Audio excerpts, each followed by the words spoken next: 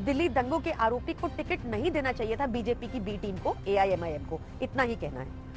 और अगर आप मेरे से प्लीज थर्ड वक्तव्य लेंगे, जो एक काम की बात मैं बहुत जरूरी बताना चाहती हूँ कि दिल्ली मैडम, एक मुसलमान इंसान को जो बेगुनाह है उसको आप आतंक दंगाई कह रही हैं। ये आपकी पार्टी की ऑफिशियल लाइन है। देखिए सर, ऐसा है कि दिल्ली उल्ले डिबेट में आपका स्वागत है। दिल्ली विधानसभा चुनाव में हर दिन नया बयान और नए नए समीकरण निकलकर सामने आ रहे हैं। अब नया विवाद तब शुरू हुआ जब असम के नेता बदरुद्दीन अजमल ने दिल्ली वालों से अपील की है कि वह सेकुलर वोट बंटने न पाए, सारे लोग केजरीवाल को वोट करें। अब असम का नेता दिल्ली के वोटर के लिए अपील करे तो सियासत सुलगनी ही थी। बीजेपी कहने लगी कि बांग्लादेशी रोहिंग्याओं का समर्थन केजरीवाल के लिए अपील कर रहा है। कांग्रेस अलग परेशान है कि वो 50-60% मुस्लिम वोटर जो कभी कांग्रेस को वोट देते थे, जिनका केजरीवाल से मोह भंग हो सकता है, वो वापस कांग्रेस के पाले में आ जाएं। उन्हें भी असम से भड़काया जा रहा है। इसी मुद्दे पर एआईएमआईएम के कद्दावर प्रवक्ता असीम बकार ने गोदी एंकर के साथ साथ एक तरफ से सभी का बखिया उधेड़ कर रख दिया। अंत तक देखिए यह शानदार डिबेट। आइए देखते जाएगा। तो वकार साहब, सवाल तो यही बनता है कि ओखला में या मुस्तफाबाद में आपने देखा कि मुस्तफाबाद में आज ताहिर हुसैन, उनको पैरोल मिल चुका है, वो चुनाव मैदान में उतर पाएंगे, चुनाव प्रचार कर पाएंगे। आम आदमी पार्टी के काउंसिलर रह चुके हैं ताहिर हुसैन और उनको आपने चुनाव मैदान में उतारा है। यही दो सीट क्यों चुनी गई है आपका? और आप, मैंने देखा कि असदुद्दीन ओवैसी खास करके केजरीवाल पर निशाना बनाए हुए हैं। आमतौर पर उनका निशाना कहीं और होता है, लेकिन इस बार केजरीवाल निशाना बनाए हुए हैं। क्या कारण है? आपकी क्या राजनीति है यहां पर दिल्ली में? नहीं, देखिए, खाली केजरीवाल निशाना नहीं है हमारा। मजलिस-ए-इत्तेहादुल मुस्लिमीन के निशाने पर शहंशाह हिंदुस्तान नरेंद्र मोदी साहब भी हैं, युवराज कांग्रेस पार्टी जनाब राहुल गांधी जी भी हैं, और अरविंद केजरीवाल क्योंकि दिल्ली के मुख्यमंत्री हैं इसलिए वो भी हैं। और ये पर्सनल निशाना नहीं है सर, इसको ये मत समझिएगा कि असद ओवैसी साहब जाती तौर पर नाराज हैं इसलिए निशाना बनाए हुए हैं। ये निशाना इसलिए बनाया जा रहा है कि जो लोग गरीब आवाम के साथ, मिडिल क्लास लोगों के साथ, महिलाओं के साथ, मुसलमानों के साथ, दलितों के साथ जो नाइंसाफियां हो रही हैं, ये उनकी आंखें खोलने के लिए कि आप ये नाइंसाफियां क्यों कर रहे हैं, निशाना इसलिए है सर। ताहिर हुसैन को हम लोगों ने अगर टिकट दिया है तो कोई गुनाह नहीं किया है। ताहिर हुसैन को तो आम आदमी पार्टी ने उस वक्त मझधार में छोड़ दिया था जिस वक्त भारतीय जनता पार्टी ने साजिश करके एक बहुत बड़ी प्लानिंग के तहत ताहिर हुसैन को फंसाया था। भाई, जिस तरह से भारतीय जनता पार्टी ने सिसोदिया को फंसाया, जिस तरह से भारतीय जनता पार्टी ने अरविंद केजरीवाल को जेल भेजा, जिस तरह से भारतीय जनता पार्टी ने संजय सिंह को जेल भेजा, जिस तरह से पार्टी ने उनके आम आदमी पार्टी के सत्येंद्र जैन को जेल भेजा, तो अरविंद केजरीवाल अपने लोगों के साथ खड़े रहे कि नहीं खड़े रहे? इसलिए खड़े रहे कि एक जैन थे, एक सिसोदिया राजवंश के ठाकुर थे, एक संजय सिंह साहब उत्तर प्रदेश के ठाकुर थे, और खुद अरविंद केजरीवाल जी। ताहिर हुसैन को क्यों छोड़ दिया आपने? इसलिए छोड़ दिया कि वो मुसलमान थे। और अगर आपने छोड़ दिया तो आपको वजह बताना होगी। नहीं, वजह बताना होगी। ताहिर हुसैन पे अभी तक कोई अपराध सिद्ध नहीं हुआ। वकार साहब जो पूछ रहे हैं सर, बात तो कर लेंगे। प्रियंका कक्कड़ सवाल सीधा आपसे पूछ रहे हैं सर बात जी बोलिए आप बोल लीजिए, उसके बाद उनसे जवाब भी तो कर पूरी। बोलिए वकार साहब, बोलिए सर। ओखला में शिफाउर रहमान साहब को इसलिए जेल भेज दिया गया और पूरे 4.5-5 साल हो रहे हैं कि उनकी सुनवाई तक नहीं हो रही है, जमानत तक नहीं मिल रही है। क्या उनका गुनाह अरविंद केजरीवाल और सिसोदिया से बड़ा गुनाह है?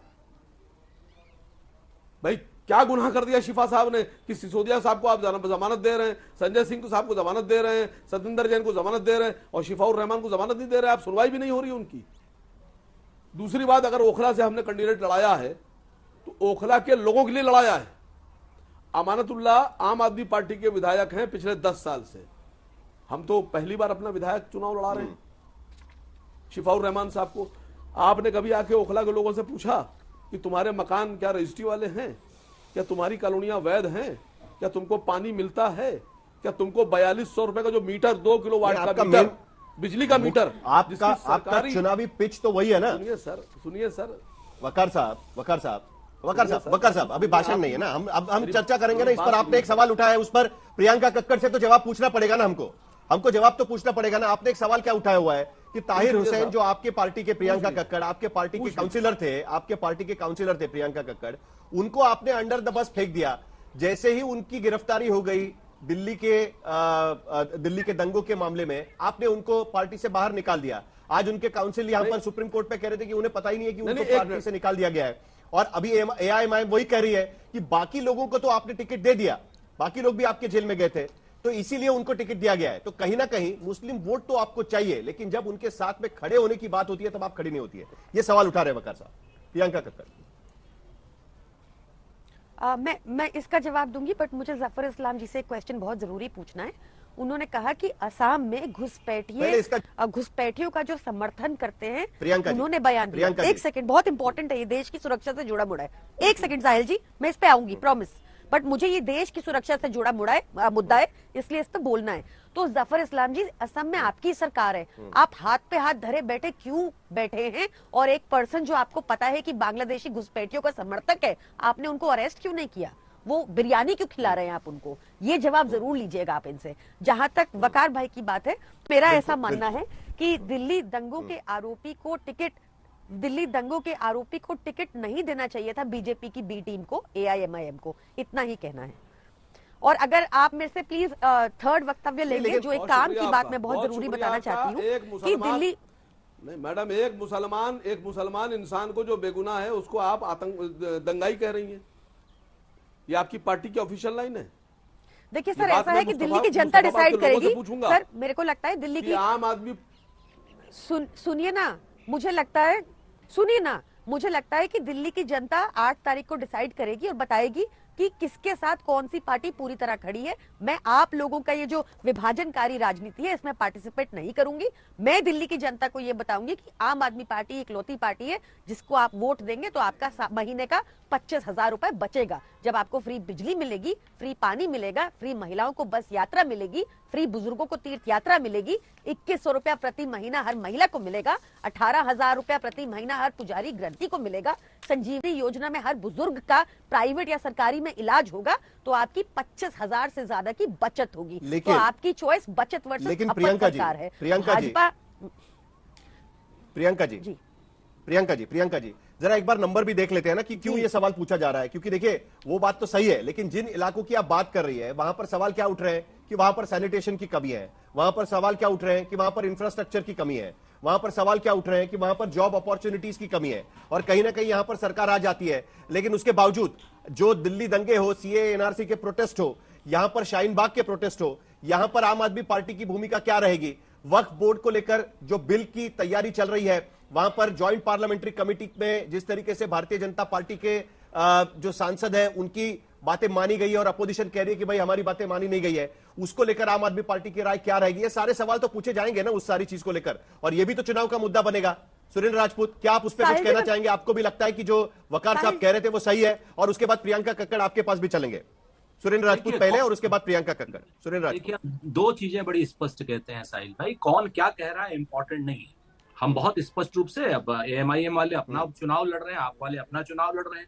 आप वालों ने तो कल ऐसा कह दिया था कि जमुना मैया के पानी में हरियाणा की भाजपा ने जहर मिला दिया। अब आप बताइए इसका कोई इलाज है? अरविंद केजरीवाल जी ने स्पष्ट आरोप लगाया कि करोड़ों लोग जो है आस्था के कुंभ में डुबकी लगा रहे हैं, वहां जमुना मैया गंगा मैया से मिलती है, और हरियाणा की जो भाजपा है उसने उसमें जहर मिला दिया, यानी करोड़ों लोगों को मारने की साजिश रच दी भाजपा ने। अब इसका कोई जवाब है? आप बात बताइए, ऐसे आरोपों को कोई जवाब होता है? आप हिंदू मुसलमान की बहस कर रहे हैं यहाँ पर कि मुसलमान वोट किसको जाएगा, हिंदू वोट किसको जाएगा, जबकि यहाँ पर तो वोट हमारा गुप्त है, मुसलमान का वोट भी गुप्त है और हिंदू का वोट भी गुप्त है। सुरेंद्र राजपूत कांग्रेस को डिफेंड कर रहे हैं और भाजपा से को डिफेंड कर रहे हैं सैयद जफर इस्लाम। आप इस चीज को देखिए, हमारे देश की खूबसूरती है। लेकिन यहाँ पर हमारी बहस क्या चल रही है कि हिंदुओं का वोट किसको, मुसलमान का वोट किसको, सिख का वोट किसको, नल का वोट किसको, नील का वोट क्यों नहीं होगा? क्यों होगा? राहुल गांधी नहीं, सुरेंद्र राजपूत, आप जो बहस चल रही है वो बहस तो चलनी है। आप संविधान की बात करते हैं, आप जब कहते हैं कि भाई पिछड़े, दलित, मुस्लिम, इन सबके अधिकारों की बात होनी चाहिए, उनका वोट हमको मिलना चाहिए, तो उस पर बातचीत भी होगी। उनकी वोट किस पर जा रहा है उस पर भी बातचीत होगी, उस पर आपकी भूमिका क्या है वो भी आपको पूछा जाएगा, उसमें गलत थोड़ी है। मैं फिर से कहता हूं साहिल भाई, हमें कोई वोट दे या न दे, अगर वो अल्पसंख्यक है, अगर वो गरीब है, अगर वो नल है, नील है, कोल है, भील है, पिछड़ा है, दलित है, अगर हमें वोट नहीं दे रहा, भाजपा की तरीके से नहीं है कि जिन्होंने हमें वोट नहीं दिया हम उसके एरिया में विकास नहीं करेंगे। चुनाव जीतने के बाद सब हमारे हैं। ठीक है, प्रियंका कक्कड़, कौन किसको वोट देता है? ठीक है, प्रियंका कक्कड़, आप कुछ कहना चाह रही थी, जल्दी से आपका जवाब, और उसके बाद सैयद जफर इस्लाम से भी सवाल पूछेंगे। बोलिए। जी वकार साहब आपको भी मौका मिलेगा। Yes, कांग्रेस प्रियंका में, कक्कड़। सुरेंद्र भाई ने मुझे बहुत दुख है इस बात का कि सुरेंद्र भाई ने इतने महत्वपूर्ण मुद्दे को इतना हल्का कर दिया भाजपा का साथ देने के लिए। सर, जो संगम है वो अलग है। यहाँ हरियाणा सरकार जो पानी रिलीज कर रही है दिल्ली को, आप चेक करवा लीजिए। कल डीजेबी की सीईओ ने खुद स्वीकार किया कि 6.5 ppm अमोनिया लेवल्स हैं, जो जहर है सर। अगर ये आपकी बॉडी में घुस जाता है तो आपका instant kidney failure, instant liver failure होगा सर। ये लोग जानबूझ के ऐसा हाई लेवल वाला जहर वाला पानी दिल्ली को छोड़े, जो हमारी सतर्कता ने हमने दिल्ली में नहीं मिलने दिया। इनकी मंशा ये थी कि साथियों आपको बता दें, मतलब दिल्ली की सियासत में वोट के मुस्लिम फैक्टर पर मंथन तेज है, जिसकी सीधी लड़ाई में कांग्रेस और आम आदमी पार्टी ही हैं और 2 सीटों पर असदुद्दीन ओवैसी भी अपनी किस्मत आजमाने में लगे हुए हैं। कुल मिलाकर दिल्ली का इस दफा का चुनाव पूरी तरह से खिचड़ी बन चुका है। अब देखना दिलचस्प हो गया है आखिर दिल्ली का सेहरा किसके सर बनने वाला है। अपनी राय हमें जरूर बताएं। वीडियो पर लाइक कमेंट करना ना भूलें। अगर आप चैनल पर नए हैं तो चैनल को जरूर सब्सक्राइब कर लें। धन्यवाद।